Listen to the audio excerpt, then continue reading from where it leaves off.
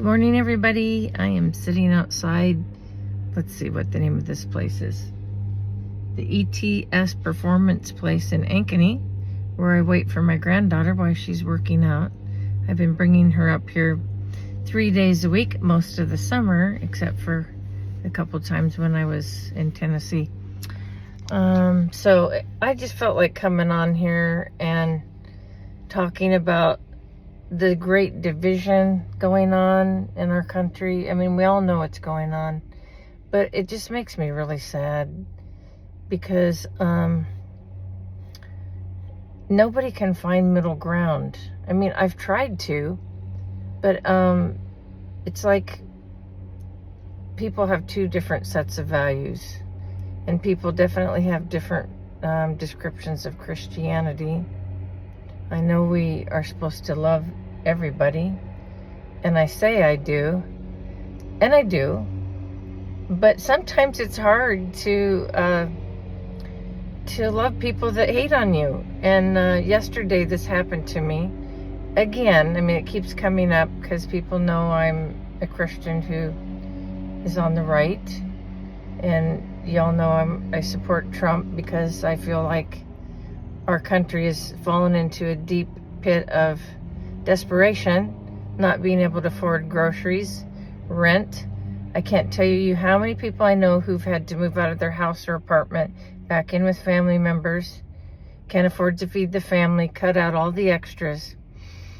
And it's happening. But yesterday at work, I was telling two people, a guy and a girl that were around my age, about my trouble years ago when I got a little girl tried to stab me in the neck at work at an elementary school. And it's school violence is crazy too, but I stood up for myself, and I was in a lawsuit over this, and some dirty dealings went down in the courtroom. It's just a horrible situation. And this other lady that works with me is a teacher, and I won't say what school she's at. She was all on board with what happened to me because she's had kids kick her and swear at her and try to hurt her, punched her in the chest even. And so as I was telling her my story in the book that I've been writing, that's just about finished, about all of this, she was just on my side about everything until I brought up the fact that my jury was anti-Trump, anti-Christianity. I could tell. They had their mind made up before my trial was over. And the minute I said the word Trump, this lady and the other guy I was working with abruptly took off. They left my conversation, left me standing there. It was time to go home. They just bolted for the door, and I said, "Don't lock me in here. I'm right behind you." And as I walked out, I said, "Hey guys, have a good night."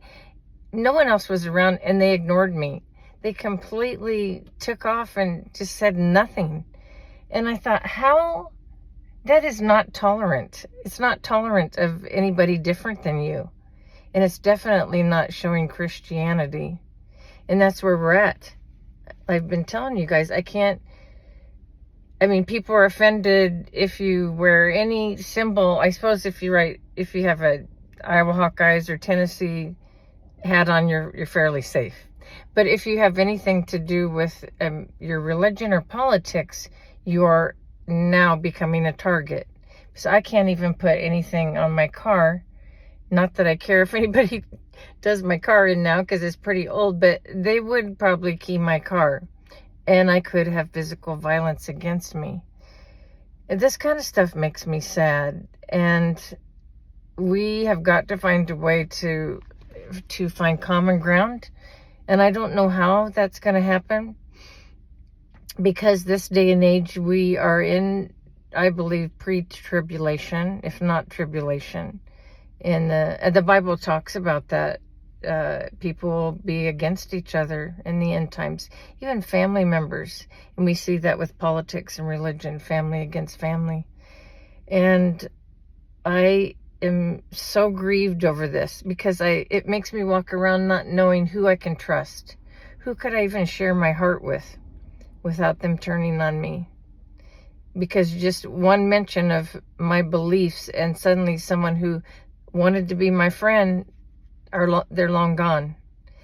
And this will lead into the other thing I wanted to say, is that even relationships are very delicate and sadly fragile, because I can only count a couple handfuls of friends people I consider people I could really, really trust, that will be my friend through thick and thin. They won't walk away. They won't leave me.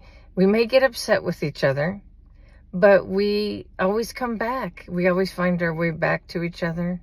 We find forgiveness and, hey, I still love you, that kind of thing.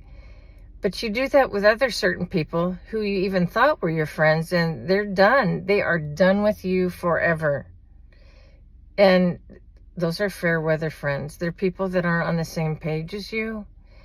And quite frankly, as time goes by, the older I get, the only person in this world, of course I love all of you, I love my family, but I'm just going to align myself with Jesus, with God and His Word.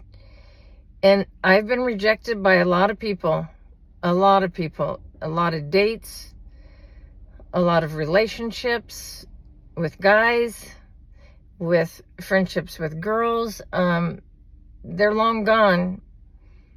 And I admit my share of the things I did wrong in those relationships. But even when I asked for forgiveness and reconciliation, that wasn't extended back to me. And you know what? I can rise above that and just walk on.